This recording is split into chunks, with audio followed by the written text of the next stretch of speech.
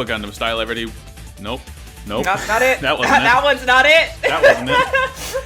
I said about half the syllables there.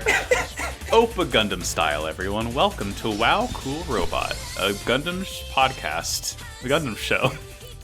We're all in a state right now. We're doing great, all three of us. Me being one of us three, I use he, him pronouns. With me, as always, are Jay and Julia. I'm Jay, the aforementioned. I also go by Jared, and I use he and them pronouns. I'm Julia. I use she, her pronouns, and I am currently and continuing to be full of curry. Thank you. Yeah, Jules is in Curryland over here. I'm in lemon creme popped tart land over here. And I believe we also have a pizza in the studio with us. Yeah, I'm in the pizza zone for the second episode running. You're in. Would you say that you're in the Pizzone? No, legally, No. I don't believe I can. Well, as we've learned from watching Gundam Wing, I don't think people care about what is legally correct. That's entirely fair. Let me preface this whole episode. I don't know what the fuck noises my mic was making last week. It was like some weird groaning. It was either my pop filter bumping up against the actual like sock on the microphone or my shitty $25 Walmart desk chair creaking around. Oh jeez. So this is true for Pod Agreed as well, but like whenever my microphone makes weird fucking noises, it's not me. It's my surroundings. And I understand, Max. You're doing your best. I'm doing well. Yeah, I'm sometimes doing it. I did my best yesterday when I won Pokemon League. I'm so proud of you. Let's go, Bugborn. I won with Bug, the worst type in the game. So really, it's the best type in the game when you really think about it. It's better than Grass type. You're fine. Grass type is the worst monotype. Like, but not to get on my bullshit already, but like Bug, like statistically, yes, Bug is the worst type. But in a monotype, Bug is like not that bad because like you're fast as fuck. Yeah. One thing you gotta know about Bugs, a bit quicksome. And I ordered a little Excel Gore keychain from Etsy to celebrate my victory because Slime Man. Hell yeah. Anyway, I'm excited to talk about Gundam Wing. We like it, as always, correct? Yeah, these were some banger so. Episodes, I think. Things are happening, and it's good. Things are very much happening. And again, we're continuing that little trend of like, this episode focuses on a thing instead of 10 thing. Yeah. Which do you prefer happening? Which I think things are going to start to split up again in the near future based on just like the end of this set of episodes. Mm-hmm. But I think... can stay. Right. I think at this point they've kind of established what's going on well enough, generally speaking, so that like we can follow it as viewers as it goes on. Right. Like, I understand the sort of current motivations of all the characters so far, save for a couple, so it's good. Y'all want to get into it? Yeah, I think I'm leading in the first episode. I think that's correct. Apologies, I've got a lawnmower running behind me. I swear to God, I have not heard a lawnmower today, but like, I feel like the last 3 times I've heard the maintenance people in this apartment complex mow the lawn, it's been on recording days, and it's just like, why would you pick my window of all things? All right, Jerry's around the corner, so I should be good to go. I think we are on episode 10. Hero distracted by defeat. Treize Khushrenada organizes his troops in order to move the Taurus mobile suits somewhere safe for the time being. Lady Un reveals that Oz has been collecting a lot of data on the Gundams from their past interventions, while the Gundam team learns individually that the Tauruses are capable of learning from past battles. Oz has 2 transport routes, and one of them is intended to be a decoy. The whole Gundam team splits up with 2 on the ground route and 2 taking the air route, and Wu Fei just kind of nowhere to be found. A battle ensues as it's revealed that both routes were actually heavily armed. Meanwhile, the Tallgeese seeks a duel against the Wing Gundam.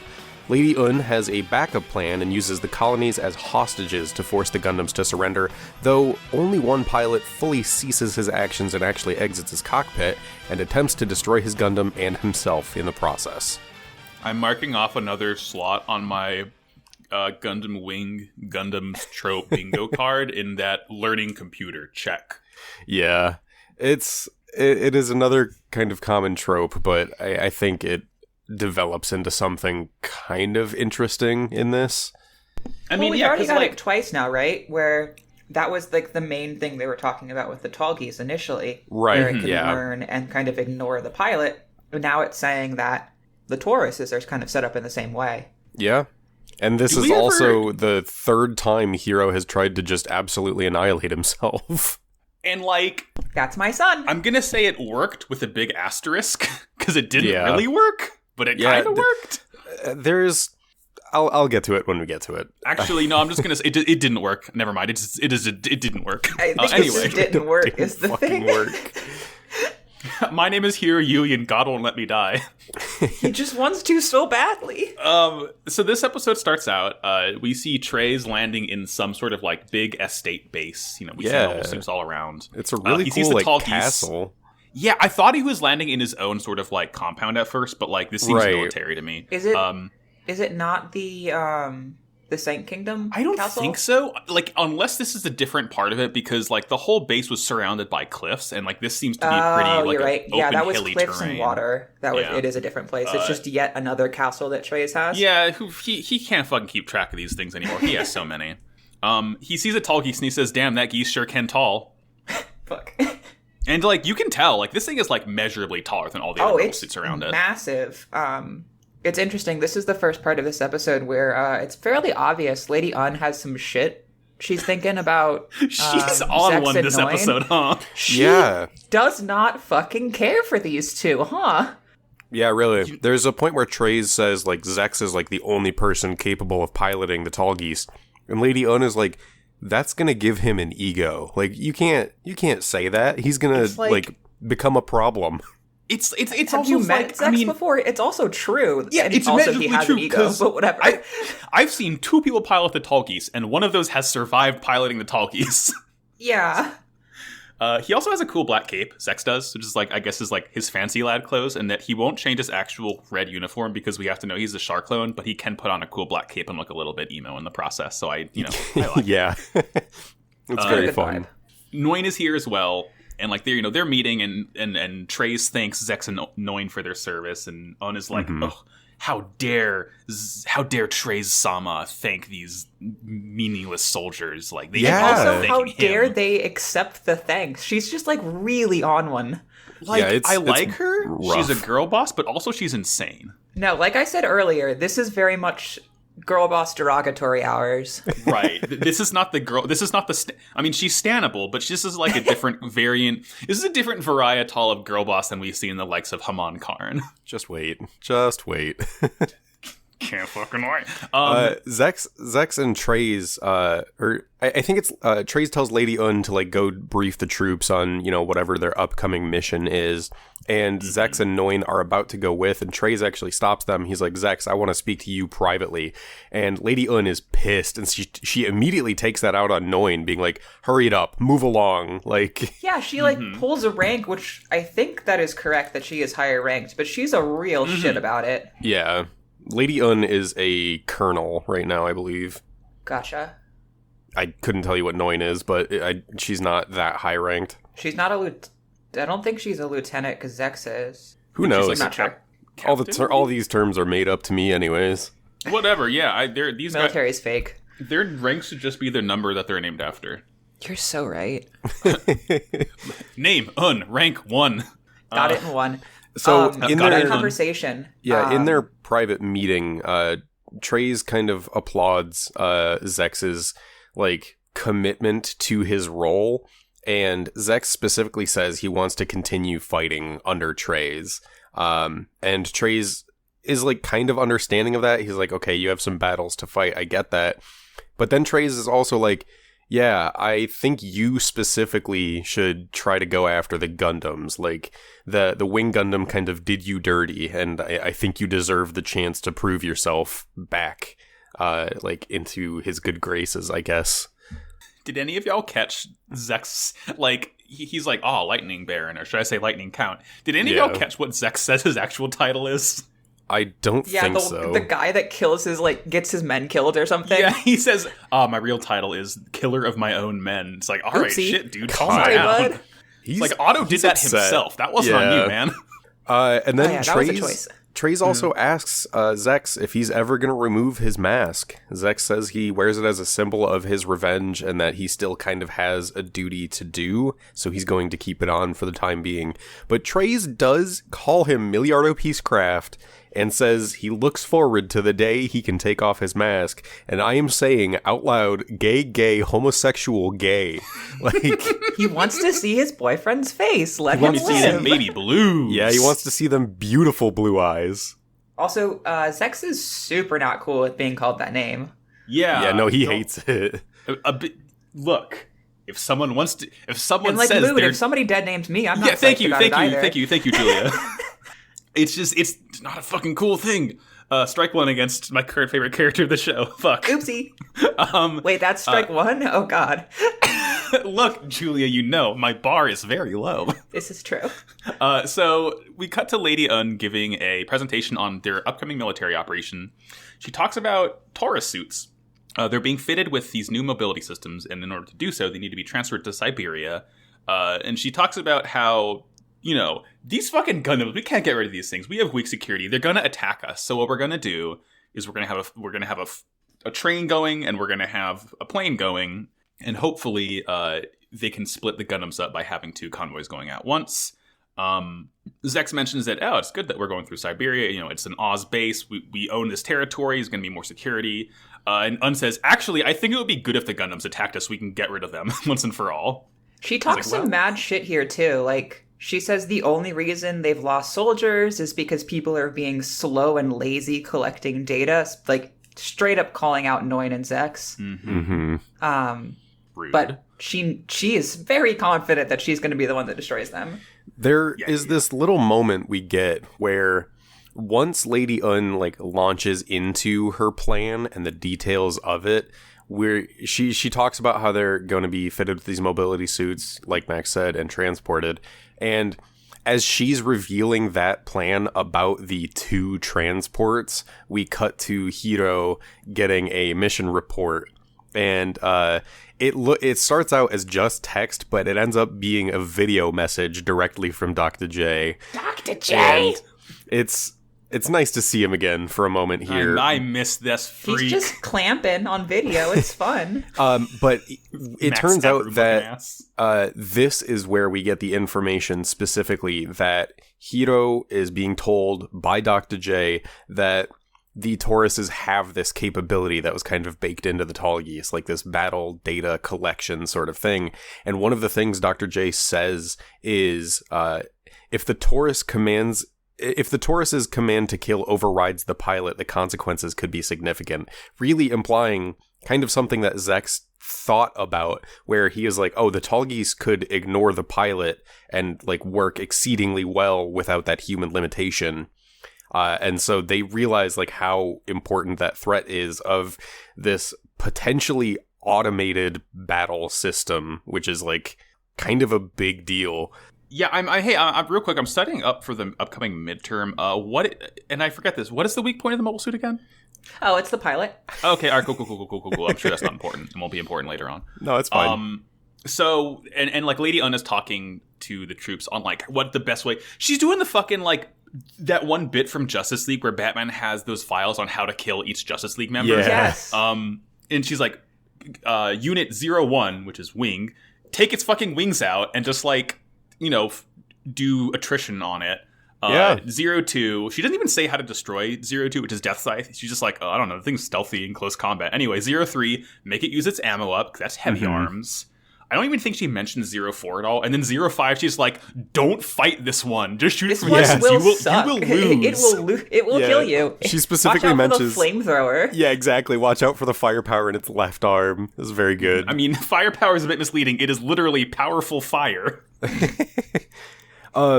We go back to Hiro, and Duo is saying goodbye.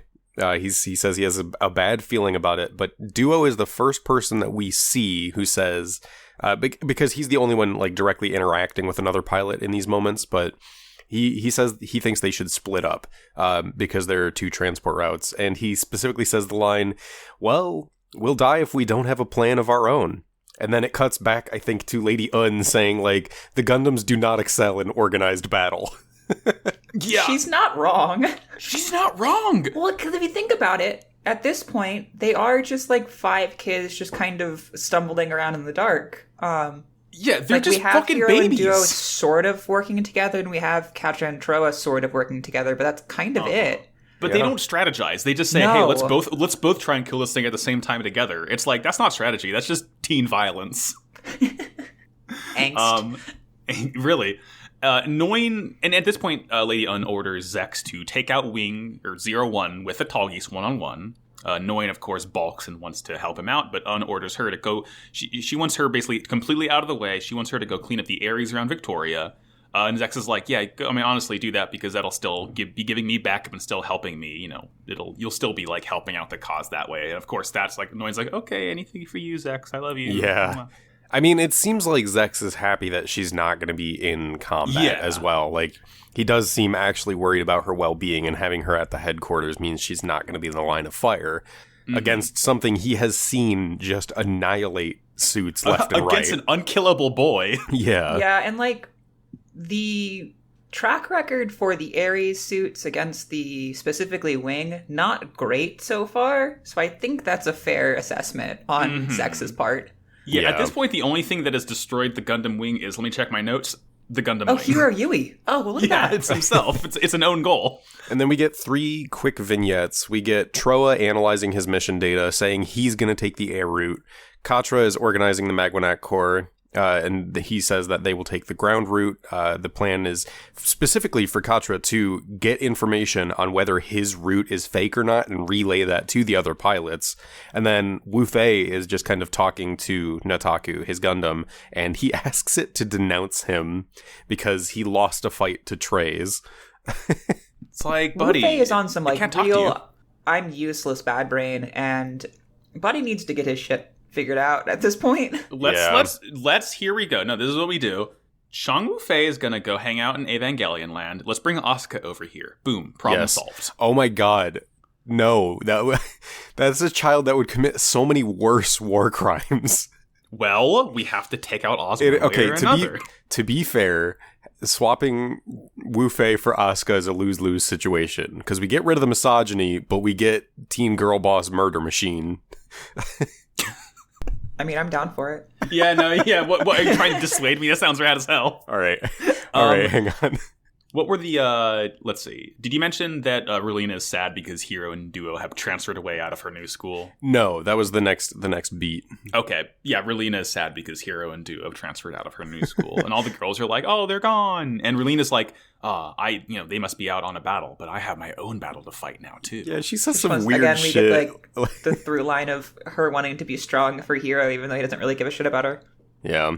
And then right before like the operation commences, Noin asks Lady Un which is the real route, and Lady Un just says they're both important, and then it cuts to the first team to make contact, which is the Magwanac on the ground route. Toot toot, bitch! It's train time. Yeah. So they show up, they fight some Ares, and find the train transport. Sandrock Train Kushranada. You're so goddamn right when you're right. Sandrock fights off some more Leos, and they attempt to destroy the train, which is blasted and falls onto the track. And then, well, there is a moment. It's a decoy because there's so many fucking Leos that are in this train. This is a clown car of a train. There is a really funny moment where like Katra's gonna go and like cut the rails with his shotels, and he just gets shot in the back and falls onto the train tracks, and it looks like he's gonna get run over cartoon style. And then Oopsie. Duo shows up in the death scythe and like slams into the side of the train and derails it. He melees a train. It's really good. I haven't seen this happen since Final Fantasy VI. Yeah. Oh, no. And then, like Julia said, there's just a fucking ton of Leos that were in this train, and Duo and Katra are like massively outnumbered, even with the Magwanac. It's just a lot of fucking Leos. Because like there are 40 Magwanacs. That's a lot of guys, and like could 1 billion Leos take out 42 Gundams? We're gonna find out. We cut to the air, which is just like it is just in media res. They have noticed that there's like this little transport chasing after them, so all of the Oz planes fire on it. it's Troa in heavy arms inside this thing, and he has this, like, I don't know if this is an actual, like, kit for the heavy arms or if it can just do this, but, like, it just fires a big old thruster and, like, falls gracefully, like, you know, flies after the jets, but it's not really, like, flying. It's just, you know, big thrust, shooting like crazy, firing, taking the planes down. I think it has, like, thrusters on its back, and that's about the extent of it. Mm-hmm. So he really just decided to jump out of a crashing plane, and just, like, he was like, I'll be fine. The scene is, like, his head of heavy arms kind of just, like, pops up out of the flaming wreckage as it starts falling, and he's like, oh, hey. Yeah. And then at this point, Wing shows up. Yeah, I was gonna say, this is where Wing shows up, and two Leos once Hero again takes just a tumble, blast it, and Hero goes face first into the fucking ground. This is a different bit of animation. This is not the same animation of Hero beefing it from last time. There's like, no, we gotta draw this again, because, like, this is like, you know, the first time it happened, like, yeah, he kind of gets shot down, like, kind of grinds to a halt, but this is like, it looks like it hurt this time. Yeah, he slams into the ground.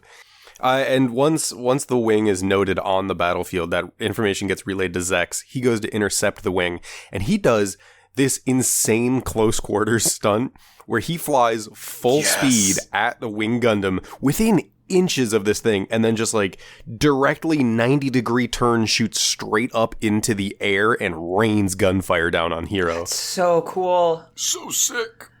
And after that, Zex decides to land, and then he's like, actually, fuck guns, let's do this Beam Saber style. Yeah, Zex is like, here, I've been playing hit video game Ghost of Tsushima, you want to have a duel? And Hero's like, oh, fuck yeah, dude, let's go. Hero, I've been playing hit TTRPG Beam Saber. I think it reminds me of this show, oddly enough. Anyway, check this out, homeboy. And then Zex says something. He's like, we fight for recognition of superiority, because Zex doesn't know who the pilot is still, which is important later. Yeah. Zex also is, like, feeling so good. Like, he starts facing off with Hero. He's in his oats. He's knows. Fucking loving it. It's working. He's like, wow, I don't even need to, like, break ribs or give myself another heart attack to beat this guy. He like, I can do this without says, pushing the talkies to its limit. Yeah, he can do it without pushing the talkies to its full limit. Oh my god, dude, disrespectful. It's like, I mean, yeah, sure, he just picked up a new main, and he's been, like, in the lab for about a month with it, but, like... Yeah. Like, you gotta practice a bit more, homie. You can have the tech skill, but that doesn't mean that it's practical. Yeah. You're not Daigo. God. During the duel, Hero and Wing are kind of trying to download Tallgeese a little bit. Yeah. And it reads it as a prototype Leo, which is interesting because, like, that's the history we know, but that's all they have on Tallgeese, which is cool to see. Yeah, he wasn't able to identify it as a current Oz mobile suit. And then Troa looks on from the distance, and he's like, well, not going to be my problem, and just keeps shooting stuff down. He does the Yu Yu Hakusho thing. It's like, not going to ruin my day about it. Oh, bye. I'm going to stay in my lane. God, it's so good. But, like, it's all of the Gundams are, you know, in their own bag right now, fighting and destroying stuff. And Lady Un's getting reports that the Oz mobile suit teams are getting overwhelmed. The Gundams, once again, were underestimated. And then Lady Un makes a funny little phone call to something called the Space Fortress Barge. Hello, operator. Can you give me the War Crimes Department? Oopsies. And, like, everyone... So she radios, somehow was able to, I guess she does like a mass radio frequency thing here. I think it's partially because Space Fortress Barge was, like, in a certain position to also broadcast, like, relay the broadcast, maybe? Sure. It's something along those lines. Donut shape of the colonies. Yeah. And she says, we have fucking hacked every missile satellite we can. They are aimed at the colonies. Gundam pilots, you might want to surrender right now. And basically all of the Gundam pilots stop doing what they're doing, but they don't surrender themselves. They stay in their Gundams. Yeah. They just stop fighting back. Mm-hmm. And Zex is in his, and he's like, what the fuck is she doing right now? He is not psyched about this. He wants this duel with Hero so badly, and this distraction and this decision that Unja's made kind of ruins it, too. Lady Un, I'm trying to have an Evo moment here. Yeah, let me do my own thing. And yeah, he radios her. He's like, can you not? And he tells her that she turns off the radio. Yeah, she turns off the radio, and then Noin is behind her and is like, hey, I don't think Treize would like this. I don't think Treize would want to involve innocent civilians in this. We get a Gundam slap. Oops. Yay. Love Recognizable trope. I'm marking it off my fucking bingo card. Oh no. Yeah, this moment kind of sucks. It's Lady Un is just like basically power crazy right now. Yeah, she's like fucking on one. And she's like launch a missile anyway. I don't care what you hit. Just launch a missile, see what happens. Lady Un says she says a lot of terrible shit about the colonies too. Like they could be sabotaged so easily, and specifically, the colonies are insignificant worlds for pathetic people. Oh my god, you girl, you good? No, no, she's not. But at this point, Dr. J shows up. Sorry, Dr. J shows up. He hacks the radio, and he's like, hey, just want to clear the air here. This isn't all the colonies doing it. It's just me and my buddies. I will surrender. I don't want anyone else to die. As this happens, Hiro steps out of his Gundam, and Zex is like, he's just a kid. And then Dr. J is like, I'm surrendering. I'm not going to hand over the Gundam, though. And then Hiro does something very normal. Hiro does, the thing that Hiro does. He says, I bet, and self-destructs again. He literally says, mission accomplished. I can fucking die now. Bye. Peace. Unfortunately, because it is Hiro, boy is not dead. But oh no, we made the indestructible Gundam indestructible. Oh fuck, not again. Shit. So this is the thing that I kind of wanted to talk about. Yeah. It's the animation for this explosion makes it look like it gets absolutely fucking disintegrated. I know! Yeah, so it's interesting. Like, Psycho frames it at first because it has the red lines, which are cool as shit. Yeah. It's like this really... I love the effect. Yeah, it's cool. But then, like, in that explosion frame, it's gone. Mm-hmm. And then we cut back to it, and it's just like its head popped, basically, and it kind of collapses onto itself. Yeah, and Hiro gets, like, flung away. Like...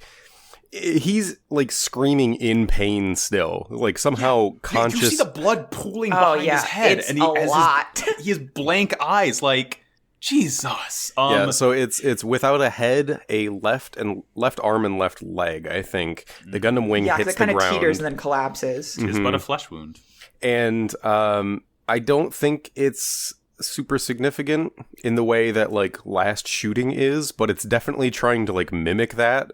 But it kind of fails to, like, almost hilariously. It fails to, and also it's only episode 10. Save it for later, maybe. Exactly. And then Hiro's laying on the ground, and his eyes, like, there's, like, no light in this kid's eyes, and there's blood just pooling around his head. Yeah, when the smoke clears here, he's lying dead on the pavement. Literally.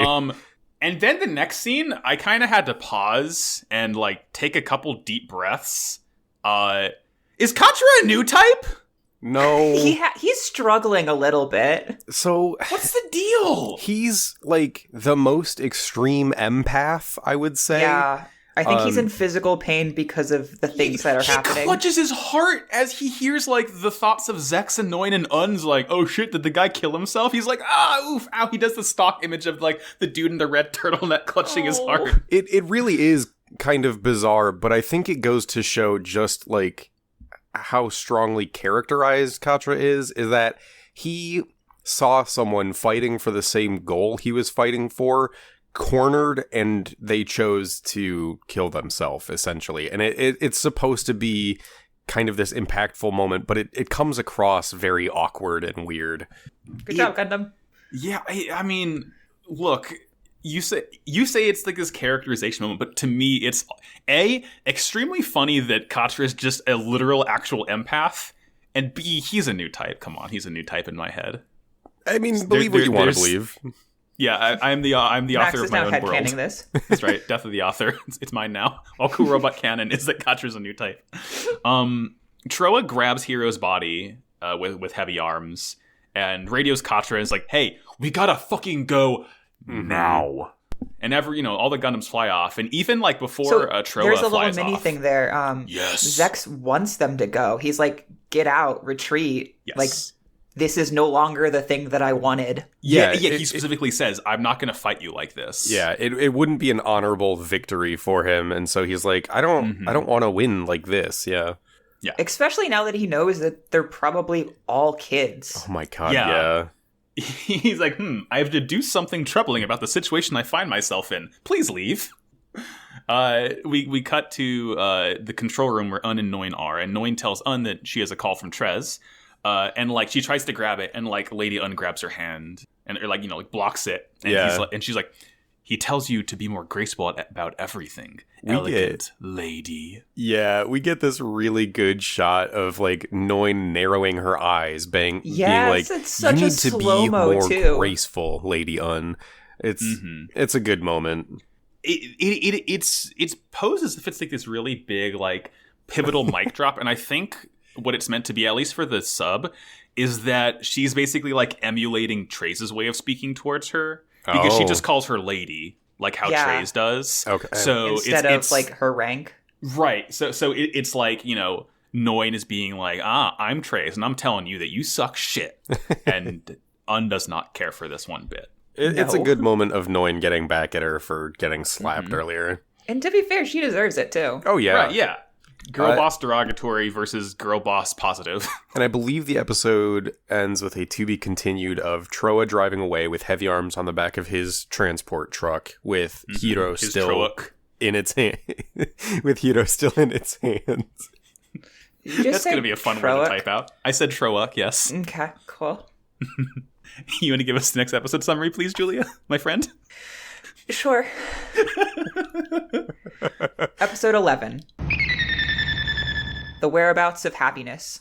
With his retreat path from the Siberia battle blocked off by Oz troops, Duo teams up to travel with Katra and the Magnoac Corps to their base in the desert. When Oz troops locate the Magnac's base, the Corps is willing to stand and fight to distract the enemy while Duo and Katra escape. At the same time, Zex is gathering the remains of the Wing Gundam and has plans to rebuild it, seeking a rematch of his interrupted duel despite not knowing whether or not Hiro is still alive. Author's note, of course he's alive, it's Hiro. Meanwhile, Relina attends another party and attempts to take revenge on Lady Un, but is nearly killed in the process, only to be then saved by Noin. We found it. We found happiness. Where are you? Oh my god! I heard a remix of that with September by Earth, Wind, and Fire last week. Oh my god. It was very good. That sounds amazing. Anyway, yeah, Duo's chilling in the jungle, starting this one out. Like, they're surrounded by enemies, because, like, the Gundams all escape, but you can imagine that Oz is like, let's go after them, I think. I don't think they got very far, and Oz was immediately, like, sending surveillance planes, and that's what Duo is hiding from. And then he gets a little, like, signal off to his side, and he looks, and it's just Katra, not even in Sandrock. No. He's just out there on the ground, like, flashing a light at him. the little, like, signal light. Yeah, like the little, like, floodlight with the little, like, shutters on it to, like, do Morse code or something at him. Yeah. It's very funny. It's really good. And he kind of pulls up in Death Scythe and actually I don't think we see him pick up Katra, but we see him put Katra down when he meets up with the rest of the Magwanac Corps, which is very funny because the voice acting in this was actually pretty solid for the dub, because Duo's just talking like he's in his cockpit and it's being broadcast outside of the Gundam, but Katra is like actually yelling like he's outside, and it's really good. It's just a nice little moment of like solid voice acting, where there are some weaker moments in these episodes. Yeah, it's some actual directing that we've been missing in some other parts for sure. Yeah, credit to Brad Swale for empty actually line reading, picking up on the cues that he needed to. And Katra just kind of invites Duo to come with him and the Magwanac as they return to some sort of base. And Duo's like, I don't really have much of a choice, but, thank you for the kindness. Yeah, it's nice. Like, Duo specifically notes in the sub, he's like, I need sympathy. And Katra thinks to himself, I just need time to think. Yeah. So, like, they're both on the back foot, but they're kind of, like, leaning on each other, which is really nice to see. The Corps is, like, deciding specifically, before we cut back, that they're going to cross the desert during an upcoming sandstorm to kind of ignore and get away from the tracking that Oz is currently doing, looking for them. Checks out. I mean, it's pretty smart. From what I can tell, these are desert mobile suits. Exactly. Yeah. We cut back over to the battlefield from the night before. Noin and Zex and their men are like recovering all the parts of the wing that they can. And again, they're talking like there is absolutely a disparity between the animation and like the result, because they're talking as if there's barely anything left to salvage. Like, But there is it's a kind of whole like fucking Gundam there. Yeah, it's like, is it like, I guess like all of the interior is gone. Like, I think that's what the and point they're trying to wiring is make at. melted. I think think important parts, like the mechanical Gundarium is stuff. there. Exactly. It is just a shell with none of the guts. So, like, all of the technology that went into building it, probably a lot of the cockpit and computer programming that went into actually making it function and capable of, like, the power it had. Like, they show the Buster Rifle and all 3 of the cartridges that fire, like, the giant beams out of the Buster Rifle were destroyed. So, they have bits and pieces in... I mean, it's still huge because it's a fucking Gundam, but, like, they don't have the necessary stuff to, like, straight up copy what the Gundam power had. Yeah, they call it scrap metal, and then they clarify scrap Gundanium, which was cute. Yeah. Interestingly enough, there is a very deliberate shot of Zex picking up the, like, blow-up button that is, like, still completely intact. I thought it was, like, a joystick from the cockpit. I also thought it was a suicide button. I'm pretty sure it's the suicide button, because I feel like, I mean, the fact that, like, it's the only thing you see in the shot of, like, it lies in the sand and Zex picks it up and is, like, looking at it as he's talking about, like, rebuilding the Gundam. So I feel like that's going to be relevant later. It's, it's a Chekhov's fuck a you button. And yeah, he tells Noin that he wants to repair it at Victoria Base. He says that, and he says specifically because it was modeled after the Tall Geese, so they kind of have the capability to, fix it up now. Right. And he does say that he has a feeling the pilot's alive. And he's like, I sure hope he's still alive. Like, we're both mobile suit pilots. We're destined to battle now. Mm-hmm. And then we get Lady Un doing a cry-typed apology to Treize. And Treize... Some people threaten colonies to cope? God. Once again, Treize is handling this like a fucking champion, too. He is so straight-laced, he is calm, he is laid back, just like the last time that she really fucked up. And he just handles it so well and tells her basically, like, he gets really close to her and, like, just kind of confides in her that she has a mission coming up and he needs her to be at her best for that. And it's just like, how is this dude so calm at all times when she could have just, like, entirely fucked up their whole plan again? He literally says, it's water under the bridge now. Yeah. Which it super isn't. Like, it's not, dude! Treize? Would you perhaps say it's a bridge over troubled water? I wouldn't. Okay. I wouldn't. All right. He announces that he is going to send her into space. Mm-hmm. Well, okay, reword that.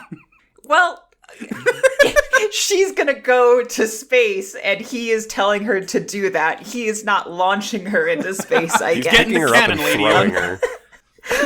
Bye! Like, she's about to salute him, or she, like, salutes him, and then he walks up and grabs her hand, and she's like, Treize-sama. And he tells her, you gotta go to space. The colonies won't stand any militarism, so you have to do away with all of these formalities. And, like, before she goes to space, he tells her to go to Moscow because there's a whole mess of nobles up there who are sort of, like, supportive of Oz. So I think this is like he's sending her on, like, diplomatic talks to kind of curry favor and get Oz back in some people's good graces after they just threatened to blow up everyone in space. Right. Yeah, and this you gotta get some PR at this point. It's not the first time that he's sent her to space for diplomatic reasons, too. That's why she was with Relina and her father, like, Very on true. the colonies last time. So Me after I throw a grenade into a hospital. Diplomacy. I think we get back to Duo and Katra talking to the Magwanac as they're in a sandstorm, and they kind of just seem to be looking around, kind of like checking for like an all clear signal. And we get some Magwanac lore. We get the information of like what the Magwanac Corps is and like what they're about. They're part of this like small cluster of Middle Eastern nations that have basically been fighting for their independence against the Alliance and actually been fending it off since the Alliance kind of started taking over. Apes together strong. And Rashid actually signals with his eye camera on his Magwanac, and a door to an underground base just opens up right in front of them. Yeah. It's like they lead into it by talking about how, they're like, we're trying to find an an unaffiliated military base, and lo and behold, Yeah. we get inside. Katra meets with Commander Sadal, who is the leader of this base here.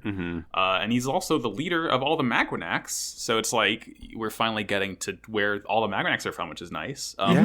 He and Duo, for some reason, take the blame. Katra and Duo do, rather, for the loss against Oz for some reason, which is like, no, you're fine. That was all Lady Un. Like, y'all did your best. Yeah. You weren't, like, in space to stop them from shooting the missiles, my guy.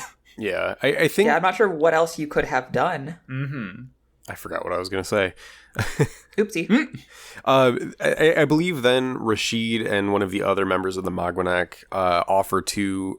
I think it's Rashid and Katra, actually. They offer to repair Duo's Gundam while they're there. Yes. And Katra formally introduces himself to Duo, and Duo knows who he is. Katra is part of the Winner family, which is a very rich family that is existing in the colonies right now. But they're from, like, this set of Middle Eastern nations, which is why Katra, like, knows Commander Saraul and, like, all of these other people, and why they were, like, so happy to work with Katra, because Katra's kind of fighting for the same independence that these people have been fighting for on Earth, but for the colonies. And so they're like, oh, fuck yeah, we support that. But, like, Katra's family is also, like, rich as hell. Yeah. Duo mentions that, like, the Winar family... they're the influential and financial power of, like, all these Arab nations. Yeah. And they're also pacifists. Do you get it? Katra said a thing that he said he disinherited himself. Yeah. In order to fight in the war. God. And then Duo introduces himself, and he says, I might run and hide, but I never tell a lie. That's me in a nutshell. Duo is so good. Duo's a fun little guy. I swear to God, there's information somewhere that says Duo was supposed to be the main character, and then they wrote Hero in instead. It feels like it. That's the thing. Like, he has so much more characterization than Hero ever does. Yeah, he's also just so charming and charismatic. Like, he's hard not to like. The problem is the show is from the 90s, so we need, like, a brooding edgelord to be our main tag. Yeah, but it's just another really good moment of the pilots actually interacting with each other and just being like people, which we get more of later in this episode. I think this is where we go back to Relina, who's like in an airport or something like that, and she sees a TV, and Lady Un is talking about, like, you know, what's going on with the Gundam attacks and that the Gundams are like the enemy. Just some general fuckery controlling the narrative. And Relina just walks over and turns off the fucking TV. Yeah. Fuck this woman, I'm out. It's so good. She's in Moscow by now. Like, she just landed in Moscow because, you know, she and Un are in the same place. Right, but I don't think we ever find out why the hell Relina went to Moscow. I think it's for the same... It is explained. It's for the same party because it's being thrown by her grandfather. Okay. So, like, the royals that Trey's mentioned earlier that he was sending to Moscow to meet up with were those same people. Oh, right. Oh my God. And presumably she's going there, like, not just for the party, but also to, like, do the same thing Un is doing to kind of curry favor and basically help people be like, hey, the colonies aren't bad. It's the Oz and the Alliance who are the fuckers here. That makes so much more sense. I thought it got glossed entirely over. Holy fuck. Mm-hmm. And like, before she turns off the TV, she does note, like, the rose doesn't look good on Lady Un. Yeah. It's like, she's so right. And then, a sign of peace, I guess. Yeah. Relina pulls up to this formal event, and she's got a new dress. It's this really nice white gown with this, like, really baby blue bow on the back of it. It's really cute. It also is just, like, another moment where it is very reminiscent of her design, which is based on Audrey Hepburn.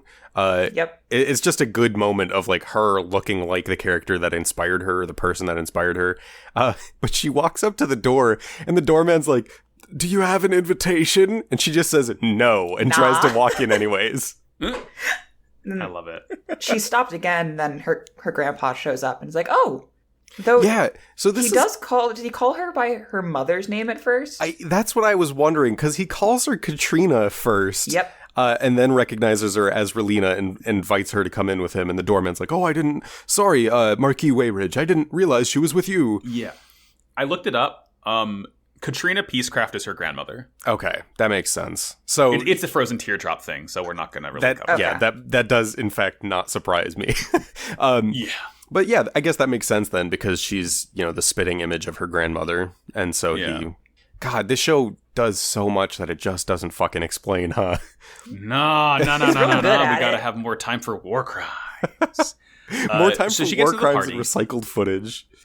Yeah, right. Party's full of olds, and they're all kind of staring at her. Not in a weird way, more of just like... I don't know. There's some weirdness. Like, all these old people want to dance with her in a way that made me a little bit uncomfortable. I see. I didn't think it was that bad. Maybe that's just me, but it's... One person walks up to her and just says, like, you look so lovely. And that's, like, an older woman. And then another guy... is just like, oh, like, may I have this dance? And Wayridge is like, no, I'm dancing with my granddaughter. Yeah. To me, it seemed more of, like, just a fascination of, like, someone young being at this party full of, like, old nobles and aristocrats. Yeah. Like... Which Wayridge does mention specifically. He's like, like, more youth should take interest in politics, or whatever the fuck he says. Yeah, so they begin the dance. Leos start rolling up here. Lady Un is like making her way to the party now. We cut back and Rulina and the Marquis take a table and they're talking about the Peacecrafts. He's expositing to her a little bit. Yeah, he talks about how the Peacecrafts were always poised against the Alliance. The Romfeller Foundation used to be poised against the Alliance, but then they started making weapons for them. And I wanted, he says that I wanted to invite Trey's here to, have him explain what the fuck he's doing right now, but instead he's just sending some representative. Trey's couldn't make it himself. And Un is some representative. Yeah, Lady Un rocks up to this place. She's got 2 armed guards with her. They showed up with Leos that scanned the perimeter to make sure it was safe for her to show up. Good God. Do you get it? Oz is, like, really obsessed with military power right now. Mm-hmm. And even Wayridge is like, Ketrose does not look good on military uniforms, huh? Yeah. And he's like, oh, it would be more fitting for someone like you, Relina.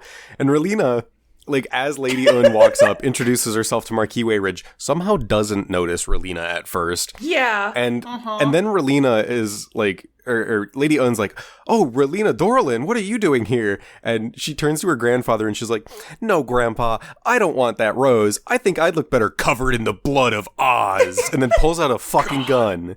She had a gun tucked inside the gun. ribbon. Is that Relina? She's got a gun. Blam, blam. Bam. This is so, like, she shoots at Lady Un, and Lady Un, like, swivels to the side, so only the rose gets shot. It's so such good. a good shot. I love it so much. It's so fucking funny. And, she runs off with everyone chasing after her. But before they can chase her, Wayridge and, like, all the other nobles, like, stand between them. And Wayridge's like, this is the only thing I can do is, like, block your way to her. Because, like, they're not going to shoot some guy that can, like, presumably, give them funding and support. Like, yeah, and he even says that he admires the courage that she has shown. And he's like, maybe I still have something to learn from, like, the youth and how to kind of combat this situation that we're in, which is pretty cool. Yeah, absolutely. Yeah. Let's see. Back in the Middle East somewhere, at the Magwanax Nation, there's this festival going on because they're celebrating the return of all 40 members of the Magwanax. Yeah, this is so sweet. Oh my God. Yeah. They're like, all of these townsfolk understand, like, the position that the Magwanac are in, and they're just so happy that these people are returning that they're throwing a full festival for them. Hell yeah. Rashid gets handed some flowers, and some other troops, like, get swept away by dancers. This is a really cute moment. It's just, it's a really calm, piece in the middle of all of the action that's happening, too. Yes. And I want to point out the animation, like, it's from, like, an above camera angle where these 2 dancers walk up. That animation gets reused later, and it's very funny when it happens. Duo kind of notes that, like, all these nations have, joined together and are going to stick it out till the end. And this is when he's like, wants to talk to Katra about the other pilots. And he's like, maybe we can stick it out, join up too and all that. Yeah, and Katra asked to talk to him privately. And they kind of go up into a small building. Katra props open a window just to get some airflow, which is just a cute little touch.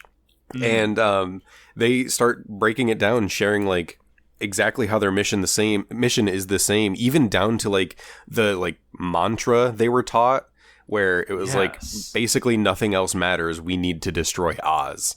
It's destroy them first, that's your responsibility. Yeah, basically saying don't worry about the colonies, when you're here, kill. And yeah, they're kind of realizing like, oh, we're all basically the exact same situation. And then Oz shows up here. Yeah. They're kind of talking to Said Owl, saying like, oh, we're traveling through. Can we stock up here? Asking but not really asking because like they're all over the rooftop with guns. Yeah. We see them planting all of these crates, which are bombs in disguise, and they're like, all right, bye. Yeah, and so the Magonak kind of come out of hiding because they went and hid when Oz showed up just to not incriminate the town. And after Oz leaves, they go inspect those bombs because someone saw them, like one of the Magonak soldiers saw them planting these things. They find out they're bombs that can't even be moved or they'll detonate. Mm-hmm. And probably fine.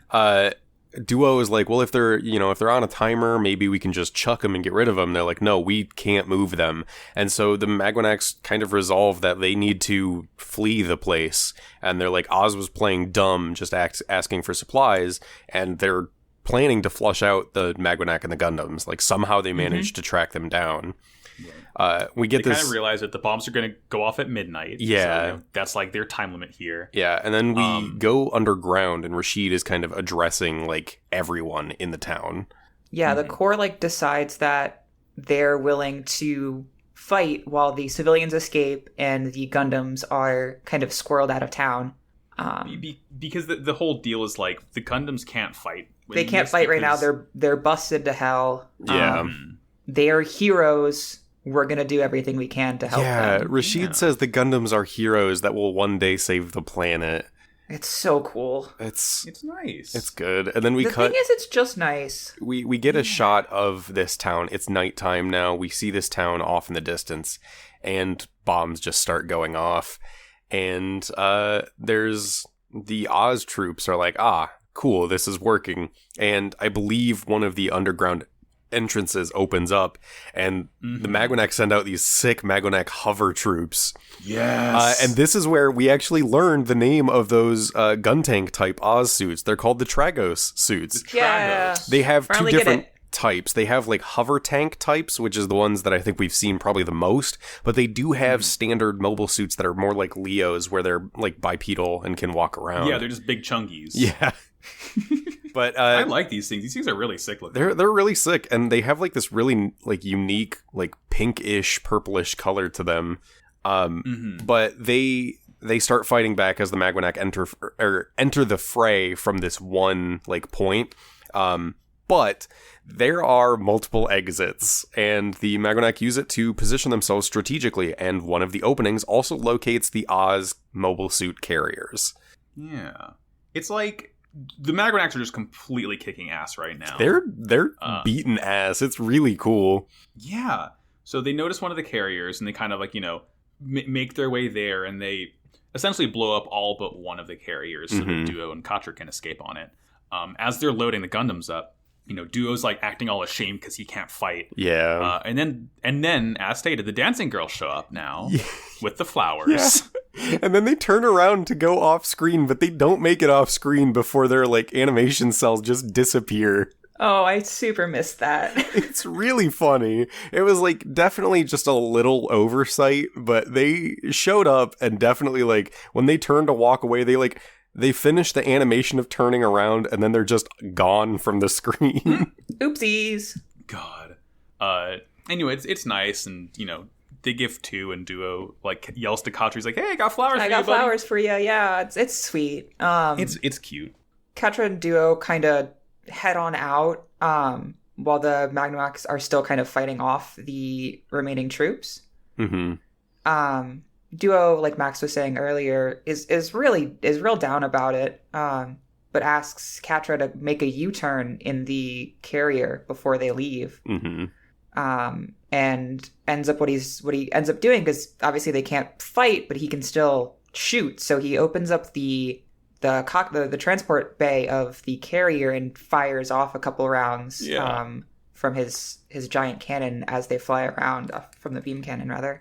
He's like, wait a minute, I can fight. I can help. Like, I think there must have just been, like, a bazooka or something that Oz left on that transport. Yeah, because, like, he doesn't have that normally. Yeah. So Duo's like, this is mine now. And he just fucking, like, no-scope one-shots, like, 4 Tragos units. And I think it's Rashid in the cockpit of his Magwanac unit. He's like, all right, let's pack it up, let's go home. Yeah, they like fire a bunch of really cool flares and they're escaping, and like, Katra kind of vows to, he's like, sayonara, Magwanac. It's like, it's nice. We cut back to Moscow. Oh my god. Relina gets captured. This is insane. She gets captured in like a back street. There's like these 2 Leos standing above her with like the searchlights on her. And some soldiers show up and they're like, all right, we're taking you in, girl. Noin shows up here. On a motorcycle. Dirt bike Noin. And she's like, all right, I'm going to take Relina into my own hands on Trace's orders, and like shoots the cap off one of the soldiers there. Like, basically completely, it seems like she's completely bluffing right now. Yeah, she shows up and she's like, actually, I'm taking her with me. And they're like, no, Trace, like, actually, we need her to get, like, to bring her to Lady Un.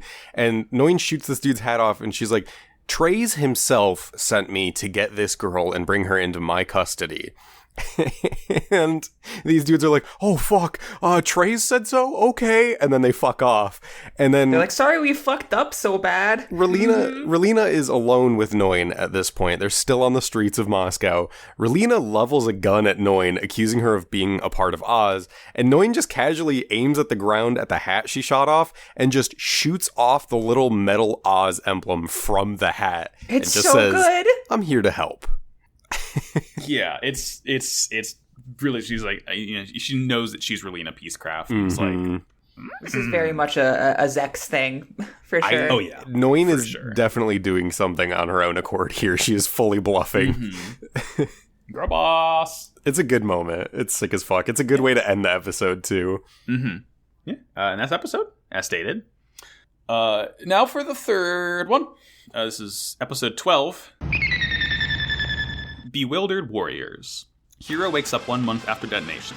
He has been taken care of by Troa, who expresses his confusion at what to do next since he hasn't heard from the colonies since the battle last month. At the same time, in China, Sally Po has joined the guerrilla resistance against the Alliance, who has assassinated the, you guessed it, pacifist leader of this country and taken it over as its own. Wu Fei meets up with her, saving her from a mobile suit attack despite refusing to actually use Shenlong to battle, since he's still angry with himself for losing his duel with Treize, believing he's too weak to be able to fight. As the Alliance and then Oz itself attack Sally's resistance, Wu Fei steals himself and uses Shenlong to drive them both out of the country.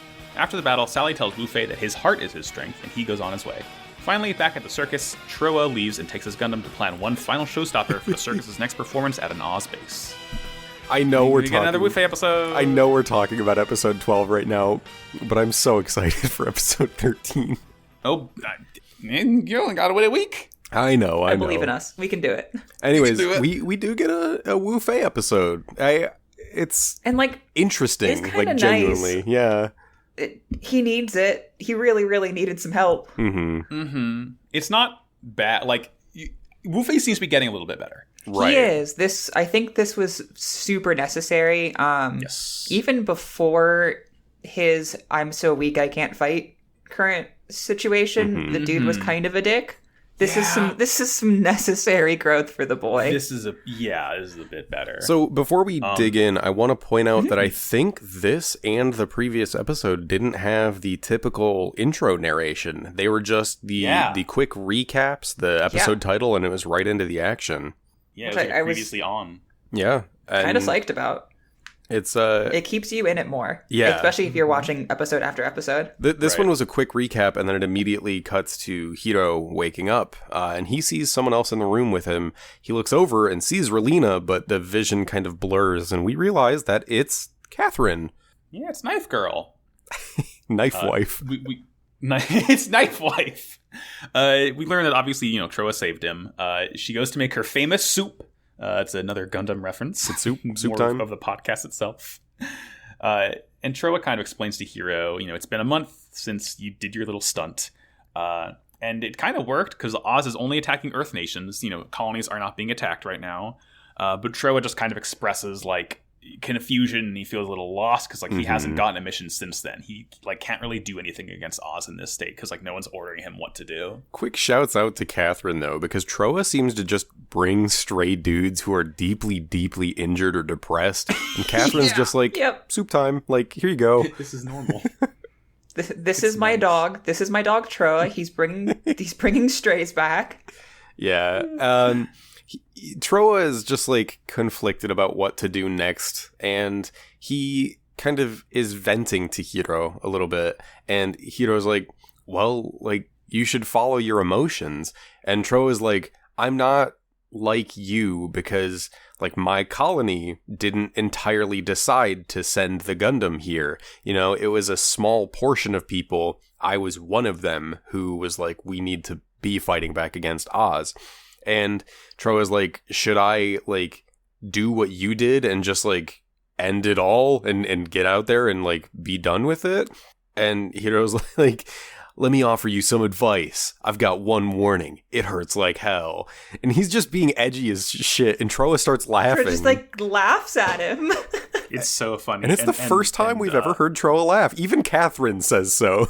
Yep. Yeah, he barks on it. It's really nice, and like they kind of need a bit of a break. Obviously it's been a month, but like a humorous thing. They like need to be able to just breathe for a second and relax finally. And then we jump over to a lot of explosions. It looks like Sally Poe is just like raiding a military base. I fucking love Sally. She's so good. Yeah, she whips ass. She's just like a straight up guerrilla fighter now. Yeah. This is she's like attacking an Oz base or an alliance base. Not even. It's like around China. Not even. Yeah, it is explained by the narrator in just a moment. So we see Sally raiding the base, and then we meet Colonel Bunt. And then the narrator comes in, and he tells us that a peace-minded leader in the autonomous region of China spoke with local military about his plans for disarmament. They killed him. Colonel Bunt was the one who led the military's plan to assassinate this guy and took over. But they're not part of the alliance. Kind of like the Magwanac, they're their own like sovereign they're still state autonomous right now. And so that comes into play later with what happens. But yeah, it is like there's a brief moment where Sally is like driving away from the base and everything, and there's this guy with like a bandage around his head who I'm pretty sure is voiced by Scott McNeil, the voice actor for Duo in the dub. Oh, good.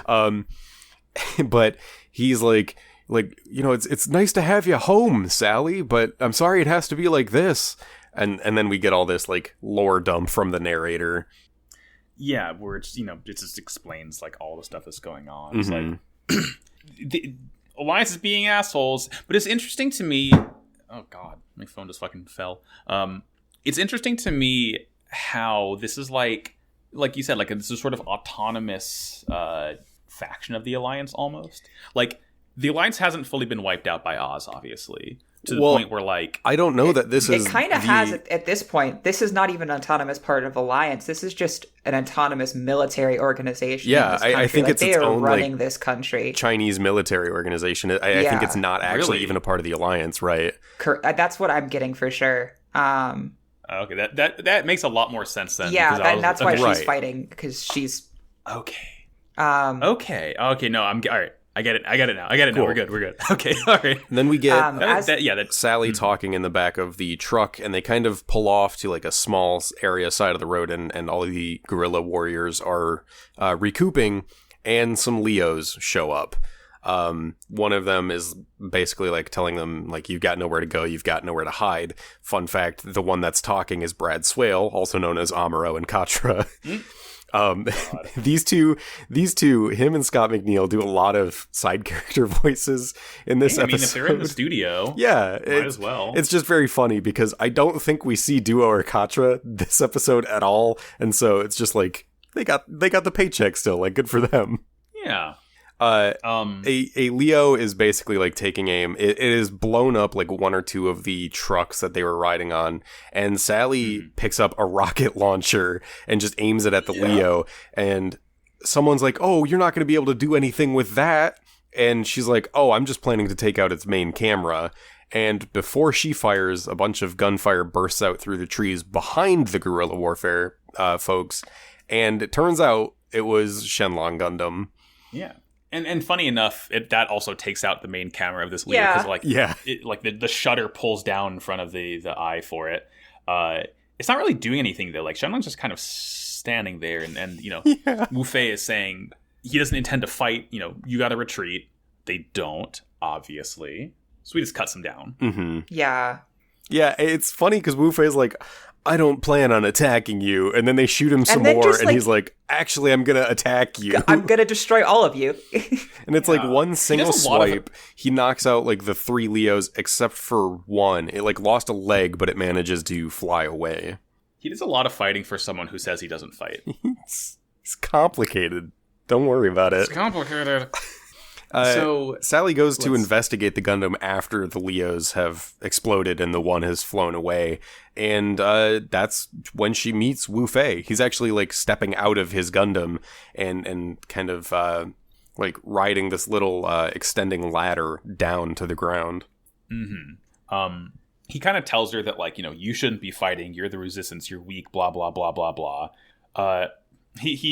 She mentioned something about she's not being ordered by anyone to fight, like she's doing this of her own accord, and Wu Fei can't comprehend this. Yeah, he does not fucking understand. It seems like that actually affects him a little bit, because that's it's kind of the first time in this show that people are doing things because they feel like it's right, not that they're being told to do things. Right, yeah. So she essentially gives him a place to stay for the night. And as payment, in the morning, he goes with her to help gather food for her and her soldiers. Yeah, and she's like, you didn't need to help us. Like, really, you're the one we owe you because you saved us from those Leos. He wants to help regardless.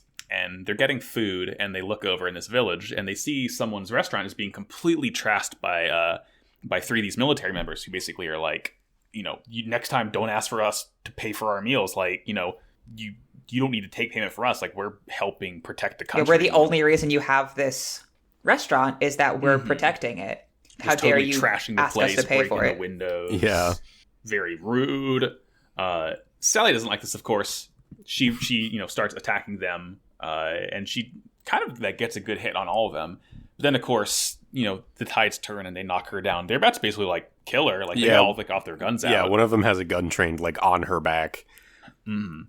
And this is when Wu Fei jumps in, does martial arts at all of them, Wu takes Fei, one of the guns. Who put on the top part of his he did an outfit kung fu change. uniform. He did. Yeah. He just shows up, he beats everyone's ass. Or I think he just beats one guy's ass, but he steals their gun and points it at the other 2, and he's like, you need to back off right now. And after he says this, the soldiers realize that the townsfolk are kind of out in spades. Some of them are holding rakes and pitchforks and stuff, and they're like, what the hell has gotten into these people? We are the reason that they're safe in the first place. And the townsfolk are like, get the fuck out of here. We're done with this. We don't want to deal with your nonsense anymore. The vibes I'm getting here is that the guerrilla attacks and that resistance is kind of building up the citizens' and the people are response for it against them. Yeah, absolutely. Because it's not like they have a government right now. They have the military that killed the leader that they were actually interested in for the crime of wanting to not war anymore. Yeah. And after the soldiers run away, Wu Fei does a misogyny at Sally Po again. Oopsies. Yeah. That's our boy.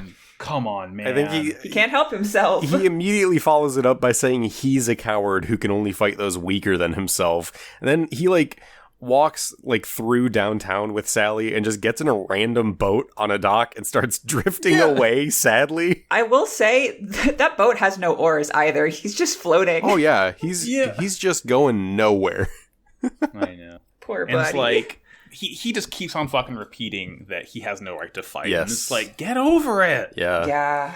That it really drives home the fact that he's so focused on how much he fucked up with his fight against Dre's and how much it has affected him. It is unfortunate that in the one episode we see where he's really concerned about this, that it's basically the only thing he says, and there's not really anything that comes of it until just barely at the end of the episode. Mm-hmm. we cut to a meeting with Colonel Bunt and all of his men, Mm-hmm. and they've located the guerrilla base, and they're discussing on how they can attack it. Bunt wants to call in Oz to help, and all the men are like, no, if we do that, then they're going to take over the country. And like, what's the point then? We won't be in charge anymore. So they all kind of rally themselves to form up and attack the guerrillas together. Yeah, and Bunt says he's like, oh, well, I don't want to use like my best soldiers right now and potentially lose you guys. And they're like, well, we need to maintain the idea of military dominance over the people that we're ruling. And Bunt is like, you know what? You're right. We'll use our best and brightest to fight off these guerrillas. It's a weird scene, yeah. Yeah, so we cut back to the base.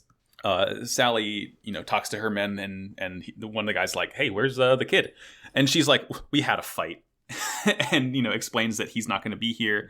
And they're like, "Well, his Gundam's right yeah, like here." Shenlong's just right there. It's got like a net with some leaves on it. It's just chilling. It's the chilling worst back. camouflage I've ever seen. I know, it's pathetic.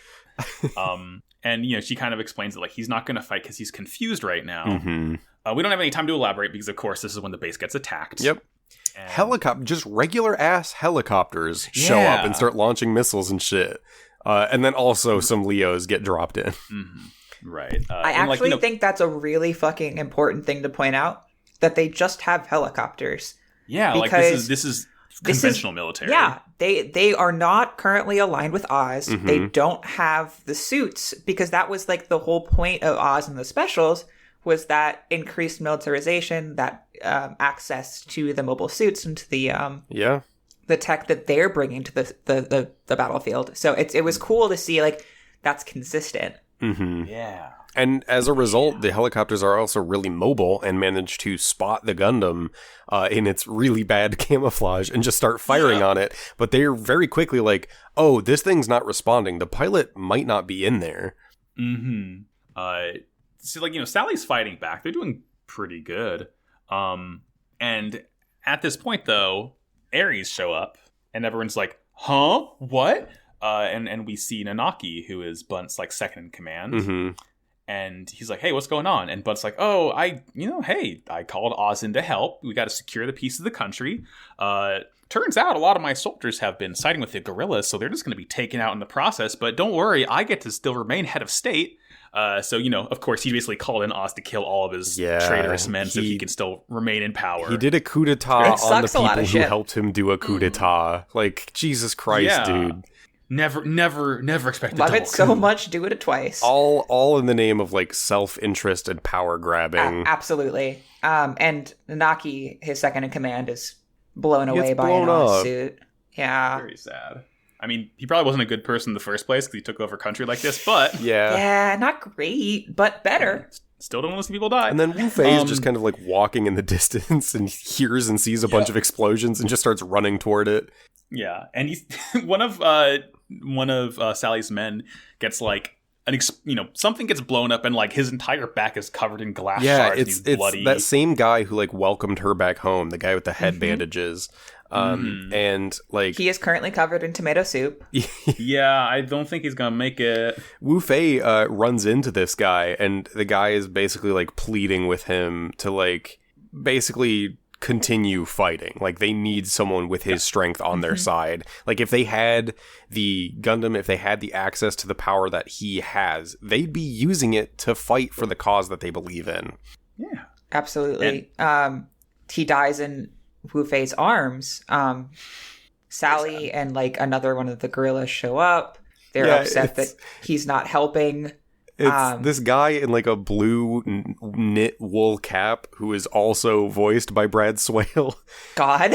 So it's just these two guys back to back voiced by like main character actors in the series that got. You sound familiar. Gotta go. Yeah, and so it's like an Ares like flies by really low and really fast, and this guy like stands in between that and Wu Fei and protects him, and he also gets tomato soup all over his back. And then Sally is there, and like there's I think an Ares that shows up that's like pointing a gun directly at them. Sally puts herself between the Ares and Wu Fei. Between them, yeah. The Ares fucking fires on her, and she just walks at it menacingly. She should be dead. There is no fucking way that she could have survived this. Plot armor is great. You love to see it. She gets jostled like a strong breeze blew her left and then right. Very silly, yeah. But then she keeps walking at it, and Wu Fei's like, what the fuck do I do? What the fuck do I do? This whole scene is raising so many... Like, I was like, oh, Sally's gonna die here.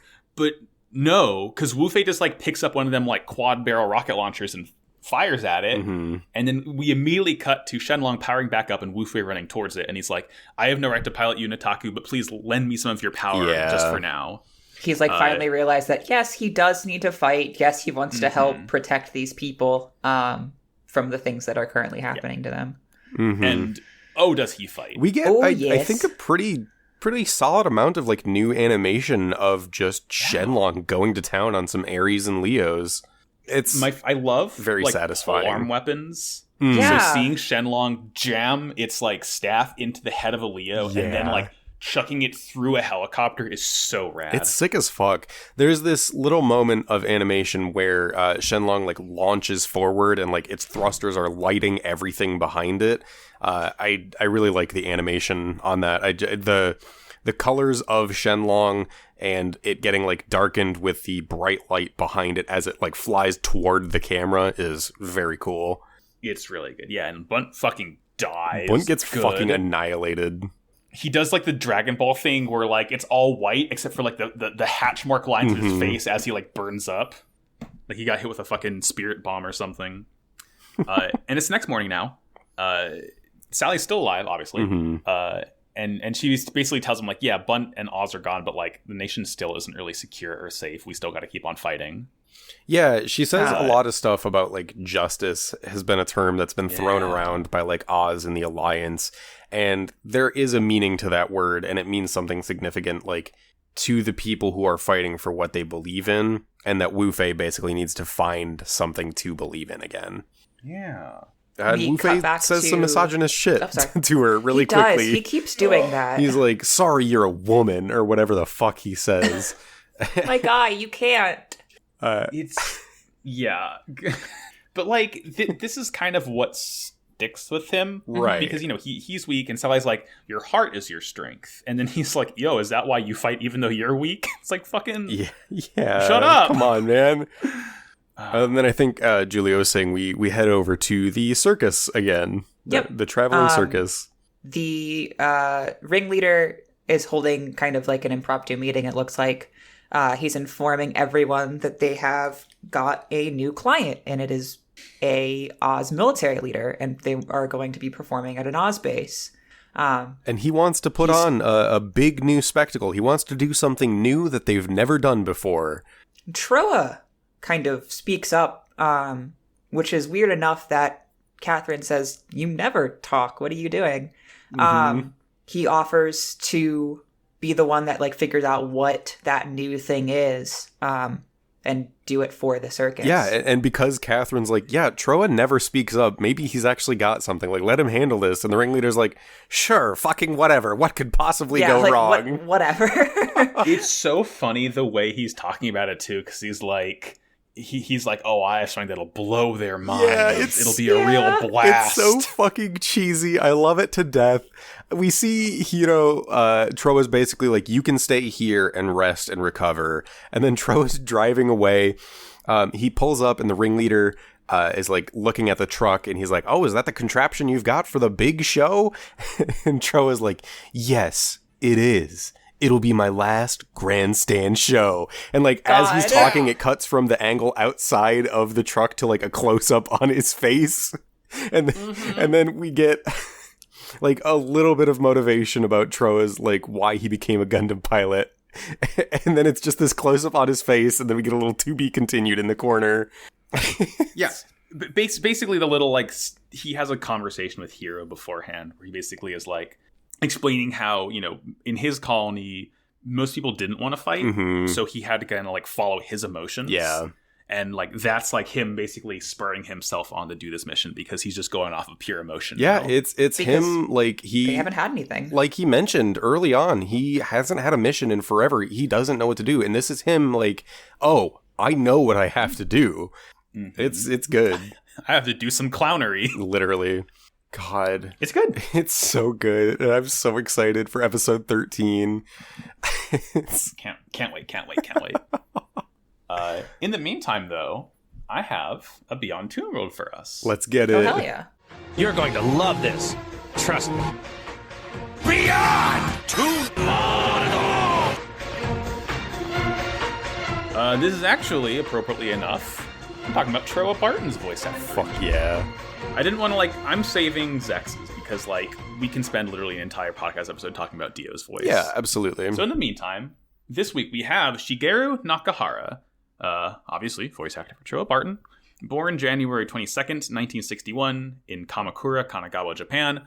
He's been active since 1982, hasn't done a ton of stuff that's very recognizable. He's been in Case Closed, he's been in a lot of the same sorts of anime, early 80s mech anime, that kind of stuff. So his more sort of headlining roles, and I'll save the best one for last because it's going to be exciting. Mm-hmm. He started out in 1982. One of his very first roles was in Macross as Kenichi Machizaki. I feel like I'd enjoy Macross one day. It's just about a plane that can transform into a mech. Yeah, I've seen some key animation from Macross. I think it was one of the Macross movies, and it goes hard as hell. Anyway, that's where the Otani circus came from, right? That insane missile volleys. Yeah, I think so. Yeah. 1985. I love whenever I get to do a Beyond Toon World to mention this show. In Dan Kuga, Super Beast Machine God. Hell yeah. It was Masada Shikibu. In 1986's Arion, he was Arion. 1986 also, can you train, please?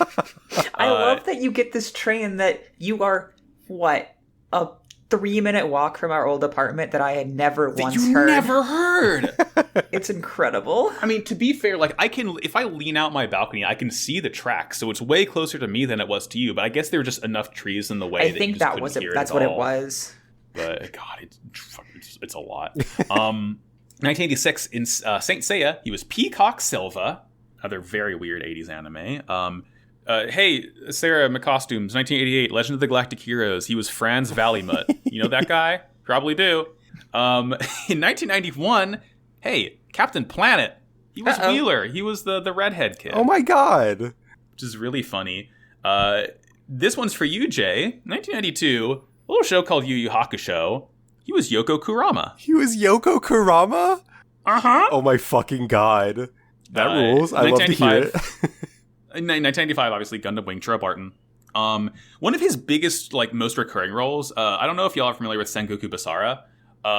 From what I can tell, it's one of those series that is I don't know if it's an anime or a game. I think it's both, but it's hey, all the mythological, historical Japanese Sengoku figures are characters now. So he was Mori Motonari, which is, one of the more important ones. He looks like a cactur, and he has a funny green hat that, he looks a lot like the guy who was dressed up as a cactur in the Pokemon anime. Interesting.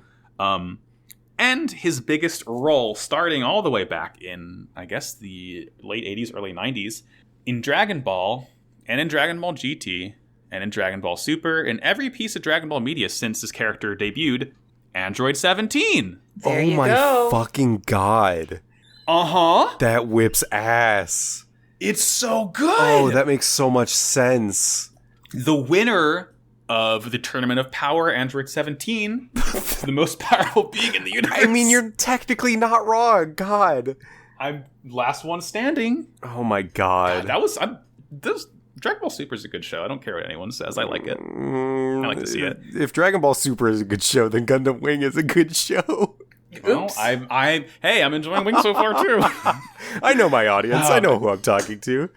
Yeah, no, Android 17, I love the guy. And obviously he was Super 17 and every iteration from the origin of the character. So it's cool. We love to see it. That's awesome. That's so cool. I love that. Yeah.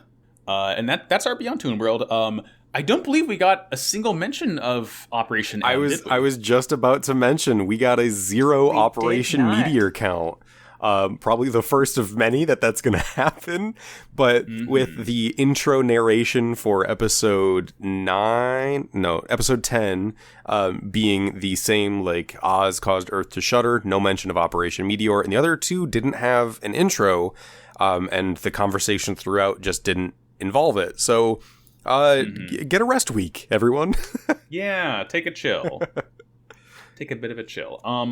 And yeah, that'll bring us to plugs and the close.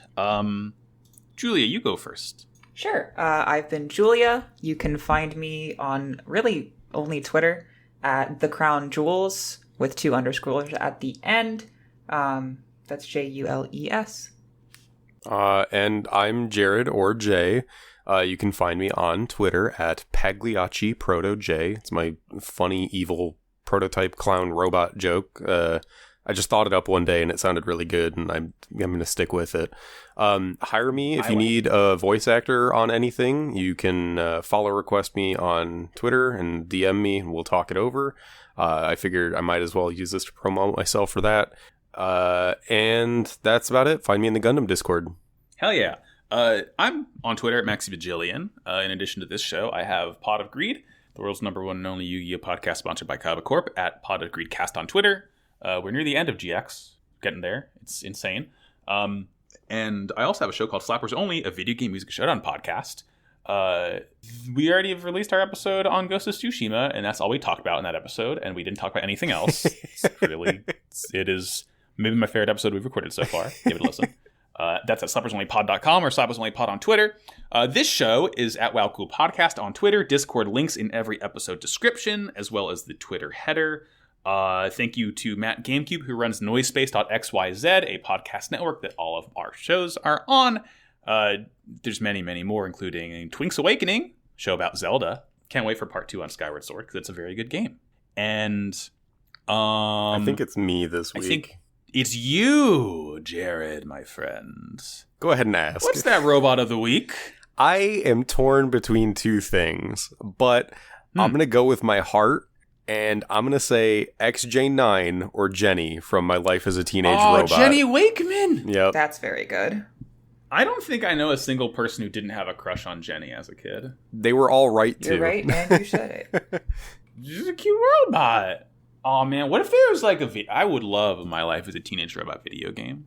It's like half Persona high school sim and half like, fly around, shoot 'em up combat. Yeah, that'd be pretty sick. I'd be all over it. Pretty cool. With that same kind of like weird, like almost Art Deco art style. Yeah. Mm-hmm. What a good show that was. Hell yeah. Well, that will do it for us. Thank you again for tuning in, dear listener, for another week of Gundam Wing. From what's been implied, it seems like next week's going to be pretty crazy, so I can't wait for that. And as we always say, war is bad. Wow. Cool robot. Still haven't thought of a sign off. Bye. Catch you next time, This has Gundam been Team. Robots. It's good. This has been Robots.